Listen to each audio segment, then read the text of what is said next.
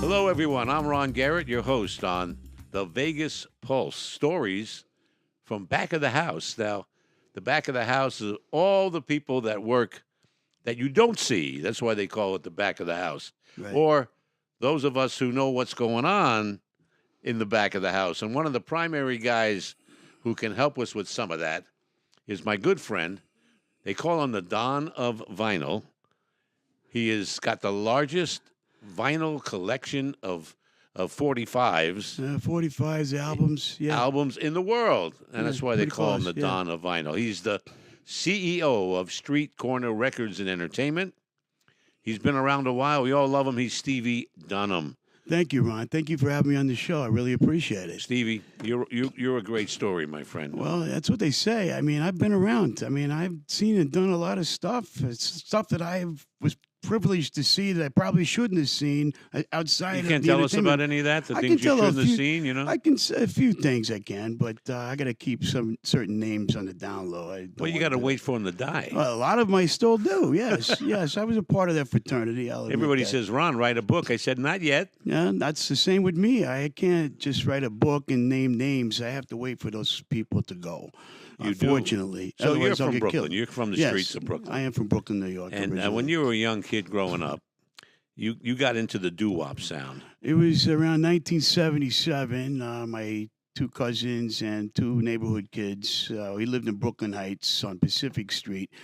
We were listening to Norman Knight's WCBS oldie show on Sundays, listening to all these great group records growing up, and our parents and everybody. But everybody tuned into CBS FM on Sundays in New York.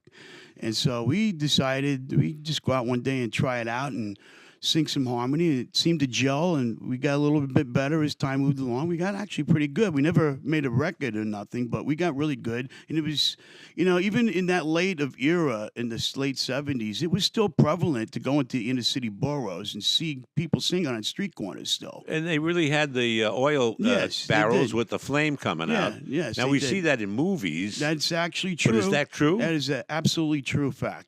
Yes. Or What was in the barrel? Would you burn wood or burn kerosene? wood, garbage, newspapers, you name it, and we had a brown bag with a bottle in it. Or Passing around. the policy slips might have gone into that. Yeah, barrel. right, exactly, right, yeah. Were you guys running numbers back in those days?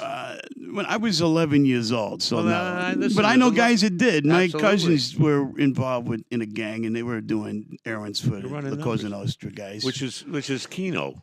Yeah, basically, yeah. Keno. Yeah, we, basically that particular counterculture, which I parallel to it. I mean, we created a lot of that stuff, So I mean, that's prevalent in Las Vegas casinos today. Keno is It is. basically It's amazing. policy. It is, and so it's we came out here a lot of times growing up when I was growing up as a kid, and I You seen came. You started visiting Las Vegas about in the 8, 9 years, 70s. 8, 9 years old, I guess would be good. In the 70s. You were born in Yeah. 1968. Yeah, I saw Same a lot son, of same things. age as my son. He was also born. We always stayed at the in dunes 1968. and never had a bill. Why did you pick the Dunes? My grandfather, one of his dear friends, was a very known character here. Anything to do with Maury Schenker and his crowd over there? I think Jasper and the knew him, but Jasper? yeah, I think he knew. We him all know pretty who good. Jasper was. Of course, the man with the you can get a loan in a flower shop with this guy over here, and a pizza joint guy. Pizza in the flower shop. You're right, But the flower he shop. That was the go-to guy. hilarious thing. Yeah, I've been to both growing up, so I know. Where'd he get the roses? Right, exactly, right. Jasper was the go-to guy. He was a sweetheart of a man, a very low key guy, smart and just and very classy. And he ran a great business. Both of his businesses were very popular in the valley back in the old days. The And it was- 70s was a great era. It here, was. and you were still a young man because you were born in '68. I mean, if things would have changed the climate, we could have So actually when lived you here. came here as a kid, and you looked around, It was the greatest thing. It was like anything. It was like Disneyland. All the neon lights, all the glitter, the glamour, and then go to see shows. It was like living a dream. You couldn't believe it, and being that young of a kid to absorb all of that and meet people that that you see on TV every Sunday night, that you see right. for real, For real. and meet them too. I mean, that was amazing to me. here was my introduction to Vegas. I was 13 years old. It was 1956. Wow. And my mother, my father, my brother, and I, we took a car trip from Great Neck, Long Island, where I was raised, It's a long trip. all the way across the country. We even stopped at the biggest ball of yarn Oh yeah, that I you remember see in that. the Chevy Chase movie. Right, yeah. There is such a thing, the world's There is. biggest ball of yarn. Oh my God! And also motels shaped like dinosaurs and Right. teepee tents. Exactly, yeah. But we Yep. drove out to Las Vegas, actually all the way to Cali. I went to Disneyland the second year it was open in Yeah. '56. It opened in '55. Anyway, we came to Vegas. We're going to come to Vegas. I'm 13 years old. We stayed at the Dunes where you stayed, but the tower had not been built yet. Right, yeah. And we sat around the pool and a two-story. It was like a motel then. Right. Most of the hotels in Old Vegas back in the 50s, they were just one level One level. places. And So we went to a show at the El Rancho Vegas. oh, great. It hadn't burnt down yet. Right, yeah. The stars of the show were Betty Grable and Harry James Wow. in the great showroom. stuff. I'm 13 years old. That must have been But amazing. all I could see was showgirls. Absolutely. All I get could it. see was everywhere I looked, there's showgirls. So we leave, get in the car, and I told my mother, I said, I'm moving to Las Vegas. I'm 13. What'd she say to that? You're not moving to Las Vegas. Yeah, that's pretty much I what I did. got to later in life. Yeah, I did. get That it. was 1956. I moved here in 1971. And I came haven't here- left. I've been here since living here since 1993. I caught the tail end of a great When thing. you got here in 93, yeah. how'd you set yourself up? What were you doing and what got you started? Well, I just finished college and I just finished another problem in New York. What college did you go I to? went to Art Institute in Fort Lauderdale. I actually flew a shuttle plane from Fort Lauderdale up into New York and did studio work back and forth 2 or 3 days a week. And with the school in and around that, I made it sure it was in and around my classes, which is very difficult. But I was a very hardworking and determined young man, and I still am today. But it was just amazing. I got it hooked up with some people in that I back in the old Did school. you get in a type little things. trouble? I got in a lot of trouble. Well, we're going to find out about Yeah. that right after we come back. We're going to break for commercial. We'll be right back with more of Stevie Dunham. What a great story. We'll be right back.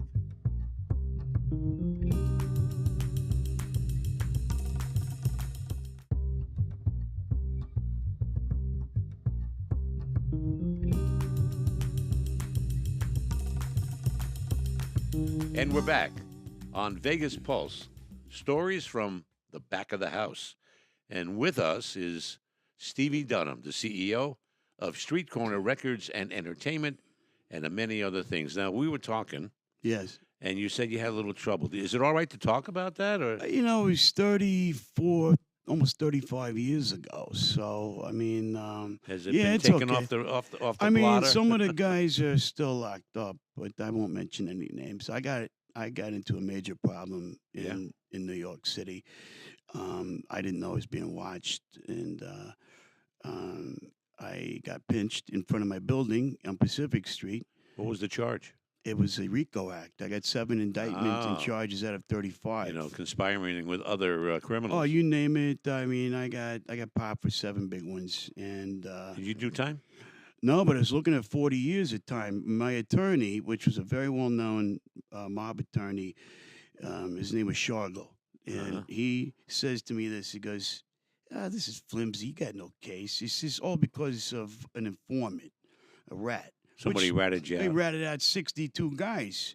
Now I'm in the Irish consortium, not the Italian La Cosa But Nostra. you're Irish and Italian. Yes, and I was accepted into the Irish clan. So, and they don't care if both parents are one or the other, as long as the father is Irish. So this case lasted about 2.5 months, and they got nothing. I was acquitted in all charges, and they sealed up my records. And then I ended up with an IRS case for tax evasion, which the government still wanted their Sure, money. they wanted their the zork. scarol. Yeah. So I didn't beat that one, but I paid almost $1 million in restitution. I go to jail for 10 years. You got to work real hard to pay that. I had the money, and You did. what we did, my partner and I, we had taking on a young Wall Street guy our age, and we shylocked him, and he would borrow from us, and then he put the money in the market, and he was an inside trader, and we put our money with him, and we basically told him, he said, "You screw us out of our money, you're going to be on a milk carton." It was just that simple. That was that And simple. He made us a lot of money, and that saved us from. We paid our fees and our fines, and then of course our people thought we skimmed, and then we're going to end up getting killed anyway. Yeah. So we got the hell out of Dodge. I actually had to take a hiatus from school to go through these cases, and when I went back to South Florida, even though I was chancy, I went back to school. So you lived in Florida for a while. Yeah, I was determined to graduate. I didn't care what was thrown at me. So I got my degree. It was only a couple of months away anyway from graduating with a music business degree. So I got it, and then we got the hell out of Dodge, and we moved to Vegas. My partner ended up in Los Angeles. I stayed here. So you came to Vegas in '93. Yeah.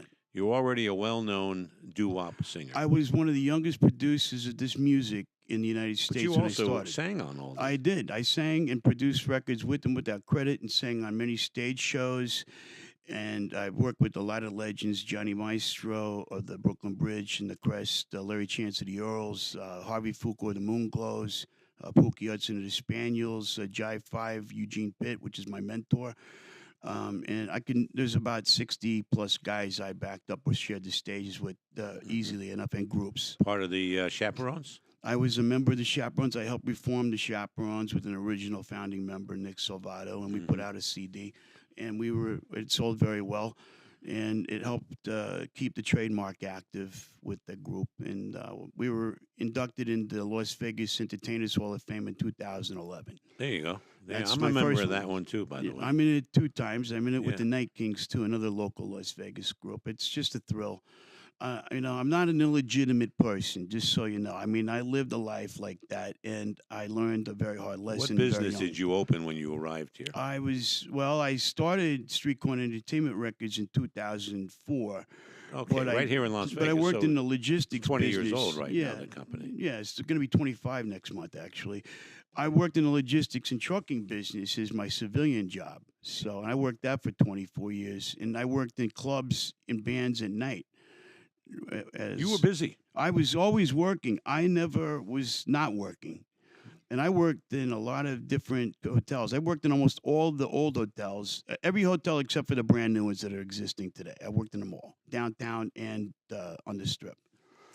In 1990s, when you came here, that's when the Strip began to evolve into a corporate, I call it nightmare. It did. It was a corporate nightmare. It became that. It started with the Mirage. Yes. It with did. Steve Wynn, but he at first banned fanny packs and strollers. Yes, I remember that. But then he gave in later. Yeah, he did. I mean, they turned it in. They wanted to turn it into like a Disneyland Yeah. for kids and adults, not just for adults. It was more oriented towards adults historically. The corporatization of Las Vegas, it took a lot of the personal touch of service out from the workers to the Big patronage. time. And you remember this, I mean, coming here and living here back then. They would know your name 5 years if you've never been in a joint. They know your first, last name, your mother, your Everything. wife, everybody. Favorite drink, your best favorite meal. Absolutely. And they would comp you, even if you needed it or not. If you were down and out, you blew all your money. They would give you money You to didn't get have home. to play the slots. You didn't need a No. player's card. No. You didn't have to. They did it because everybody was a VIP. Yes, and they did that purposely. And these are the old school guys, the guys that built Vegas in particular before the corporations took over. And it was still leaked over a little bit in the beginning in the early 90s, and then it started to just slowly evolve out. I mean, it just dissipated.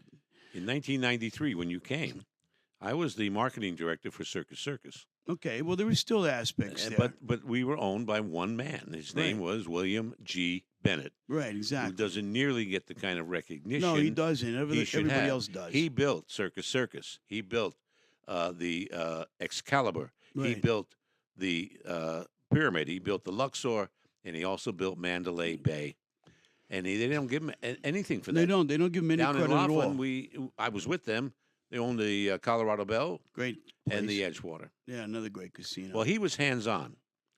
The Yeah, difference that's what I was heard. that his office was 5 steps from my office, and he's the big shot. He's the man.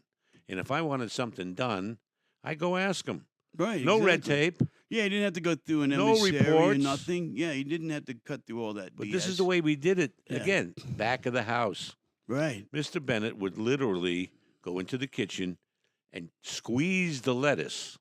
Now, man, this guy's worth $850 million. Right, I get it. Yeah. Squeeze the lettuce to make sure it was fresh. Well, that's a good boss. That's a good boss. One Yeah. time we were in the restaurant called the Pink Pony, Oh, yeah. which I always objected to that name, but he told me to shut my mouth. Him and I were close. He always said, Tom? He called me Tom because the guy before me was Tom, and he couldn't make the change. Tom became the marketing guy of the Luxor. Oh, wow. So he says, we're sitting having lunch. The waiter brings the hamburger with the fries. He looks at the fries and he says, take this back and cut them in half. They were too long.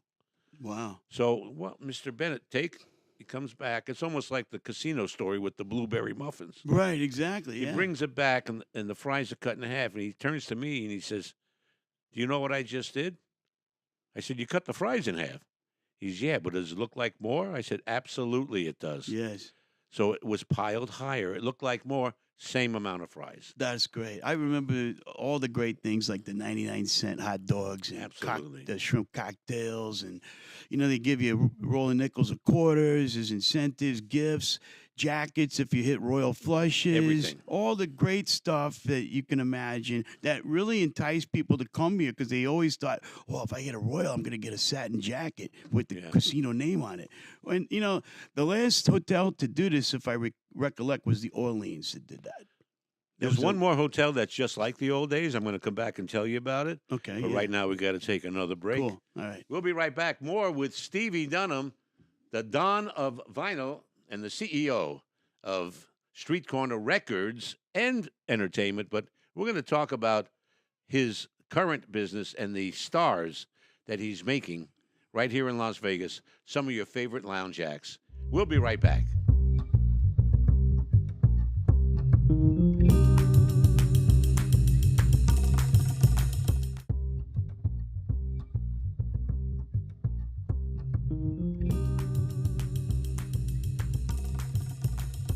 And we're back on Vegas Pulse, stories from back of the house. And I've got the premier back of the house guy right here, Stevie Dunham.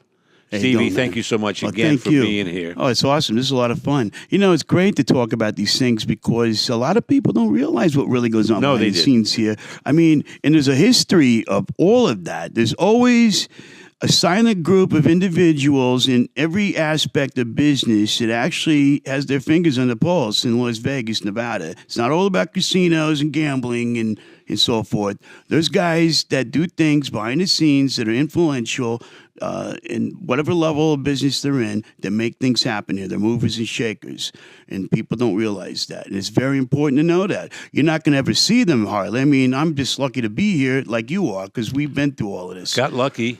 But I had no idea what kind of life I'd have. Yeah, I mean, I love Las Vegas. I mean, I can't see myself living in any other city. And I've been to several No, me in my neither. life, I did 9 years in Reno, which is almost like 9 years in Alcatraz.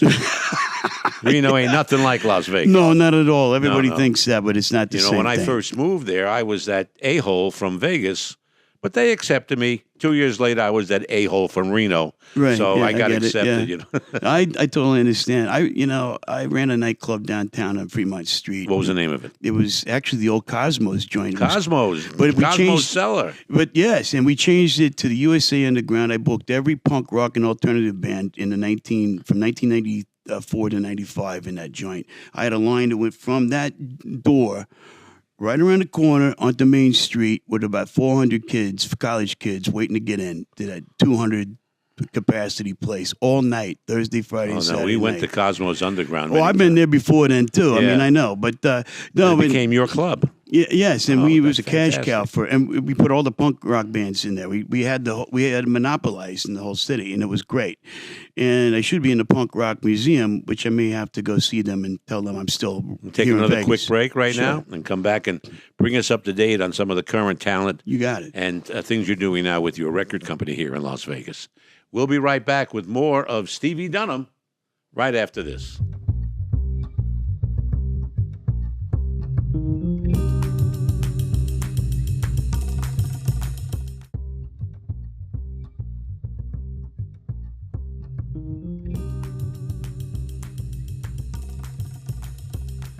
And we're back with the Don of Vinyl. I keep saying that because he really is, and he's got the best vinyl collection, the biggest. One of them, vinyl, yeah, for one sure. of them in the world. Yes. Stevie Dunham, currently you're recording a lot of people here in town Yes. who are working the great clubs like the Composer's Room. Right, exactly. And a few other places. Tell us a little bit about that. Well, I have 5 local acts on my label, and Dana Day, I just produced her CD. We're going to have it going to the plant here in another few days for her first CD for in a long time. Zonia De La Guardia is another client of mine. She's an up-and-comer. She's actually moved up quite a bit, and I guess because of my influence on both of these two young ladies, it's really made a notice in the city of Vegas. They're starting to get more action, and that's great. I have legendary Vic Donna from 1957's hit Teenage Rose on my label. He's got a CD coming out of contemporary stuff. An up-and-comer, Kelly D. Thomas, is coming onto my label, and I have Matt Dorman's band coming on my label, which is a country artist. Tell us a little bit about Little Anthony. And Little Anthony, he's a guy that I've had for 2.5 years. He's the Rock and Roll Hall of Famer, Little Anthony from the Imperials, and we are also Grammy nominated because of him for New York State of Mind. And I have every project for him until he decides to retire. I want to tell you, I listened to New York State of Mind by Little Anthony and compared it to Billy Joel. What did you think? I thought his was better, Little Anthony. Really? You think? I think so. Much better. I think he nailed it. The emotion's nailed it better. because he has more of a teary voice. Yes. You know, and I thought it was much better. And the music was good, too. Anthony picked that because Billy Joel pays him tribute in every concert that Billy does. And so Anthony wanted to pay him back and do that. Mm-hmm. And he did. That hit the charts. It nominated for a Grammy. Yeah, I'm the only oldies label in rock and roll and pop culture history with a Grammy nomination. What do you see the future of oldies? I mean, that's a funny way to say it. I'm one of the controlling factors of this genre. So I see things change. Everything reciprocates itself over time, like history repeating itself. It's in a little downturn, but I see things coming. There's a lot of young kids out there that like this stuff, and we don't do just. I love doo-wop music. Me too. I love going back to the songs with all the ones that you talk about when you're on my radio show. Right, thank you. We discuss it.